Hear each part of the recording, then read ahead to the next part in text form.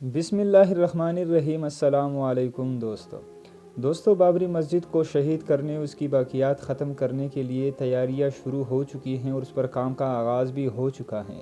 دوستو، بابری مسجد کو گرا کر وہاں پر رام مندر بنانے کی تیاریاں کی جا رہی ہیں اور وہاں پر پیش آنے والے واقعات جیسے کہ مزدوروں کی جانب سے کہنا تھا کہ وہاں پر ایک بوڑھا شخص دکھائی دیتا ہے جو سفید لباس میں ملبوس ہوتا ہے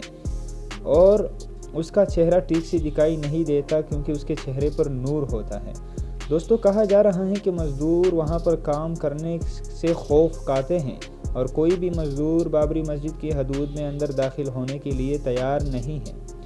دوسری جانب مسلمانوں کی جانب سے بابری مسجد پر حملہ کر دیا گیا ہے اور وہاں سے مزدوروں کو بھگا دیا گیا ہے۔ دوستو، وہاں پر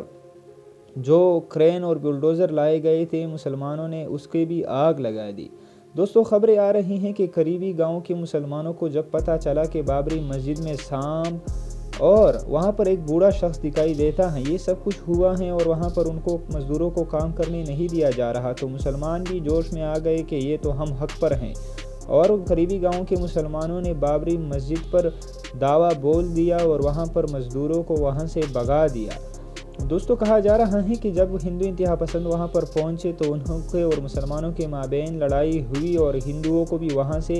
بھگا دیا گیا۔ دوستو، یہاں پر قریبی جتنے بھی گاؤں ہیں ان میں اکثریت مسلمانوں کی ہے، مگر بھارت کے مسلمان جو ہیں وہ مالی لحاظ سے بہت کمزور ہیں، اس لیے وہ وہاں پر بیچارے چپ بیٹھے ہوئے تھے۔ لیکن انہیں جب ان واقعات کا پتہ چلا کہ بابری مسجد میں معجزے پیش آئے ہیں اور وہاں پر مزدوروں کو کام کرنے نہیں دیا جا رہا، تو انہوں نے بابری مسجد پر دعویٰ بول کر مزدوروں کو وہاں سے بھگا دیا اور بابری مسجد میں جتنی بھی مشینری لائی گئی تھی انہوں نے مشینری کو آگ لگا دی۔